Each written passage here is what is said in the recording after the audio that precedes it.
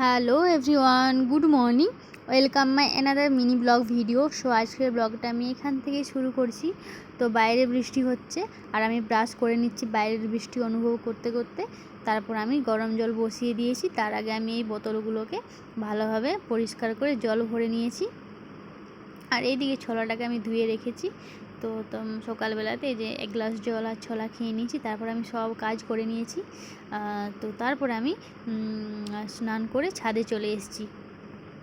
এই গাছটিকে দেখো কি সুন্দর, 4টা বড় বড় ফুল হয়েছে, খুব সুন্দর লাগছে। তারপর আমি গাছের কয়েকটা ফুল তুলে নিয়েছি পুজো দেবে বলে। ঠাম্মা এক ঝুড়ি ফুল তুলেছে। তো তারপরে আমি নিচ থেকে তুলেছি, তো আর এটা হচ্ছে আমি এই ছাদের গাছ থেকে তুলেছি। তারপর পুজো দিয়ে দিচ্ছি। আমার পুজো দেওয়া হয়ে গেছে। এখানে 3টে ঠাকুর আছে, তো ওখানে দিয়ে দিচ্ছি আর কি, ভালো লাগে দেখতে। তারপর আমি এই বাম্বু প্ল্যান্টটার জলটা পাল্টে দিয়েছি।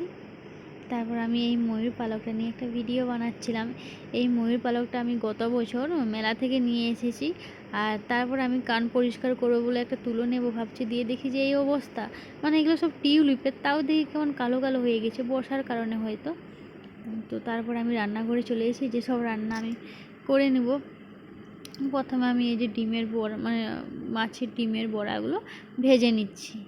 তারপর একের পর এক সব আমি রান্নাগুলো করে নিচ্ছি। আজকে আর বলছি না যে কি করলাম।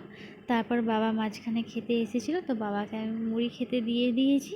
তারপর আমি একের পর এক সব রান্না কমপ্লিট করে নিয়েছি, সব কাজও কমপ্লিট করে নিয়েছি। তারপর আমি দুপুরবেলায় খেতে বসেছি। আজকে দুপুরের মেনুতে হয়েছিল এই যে এইসব রেসিপি।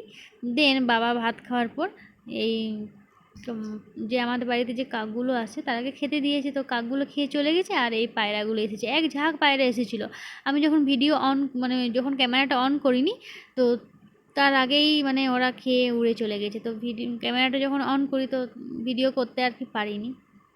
তো তারপরে আমি ট্যাঙ্কিতে জল ভরে নিচ্ছি। তারপর রুমে এসে আমি এই পেন উইথ ফ্যানটা দেখছিলাম। এটা অনেক দিন বের করাইনি, তো আজকে বের করলাম ড্রয়ার থেকে। এটা লেখাও যায়, আবার হাওয়াও করা যায়। এটা কোথাও নিয়ে গেলে সুবিধা, একসাথে দুটো কাজ হয়ে যাবে। কি সুন্দর না, হাওয়াও করা যাবে, লেখাও যাবে। তারপর আমি এই ওয়েট মেশিনটা বের করেছি। তো অনেক দিন ওয়েট করা হয় না, তো ভাবলাম যে আজকে ওয়েট করবো। তো সবাই ওয়েট করে নিয়েছি, তো আমি বসেছি। তো এই ঢাকনাটা লাগাবার সময় না হাতে লেগেছে, এই নখটা ব্যথা করছে। তো তারপর আর কি খুলে নিলাম এই ব্যাটারিগুলো। তো আগের মাসে এত বিরিয়ানি খাওয়া হয়েছে যে আমার 2 কেজি ওয়েট গেইন হয়ে গেছে।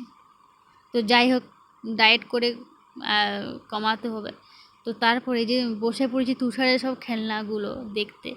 আমি একটা ভিডিওতে বলেছিলাম না যে তুষারের অনেক খেলনা আছে ছোটোবেলাতে। হ্যাঁ, আরও অনেক খেলনা আছে যেগুলো হচ্ছে চোরা ছাদে রাখা আছে, এগুলো হচ্ছে ভেতরে রাখা হয়ে গেছে।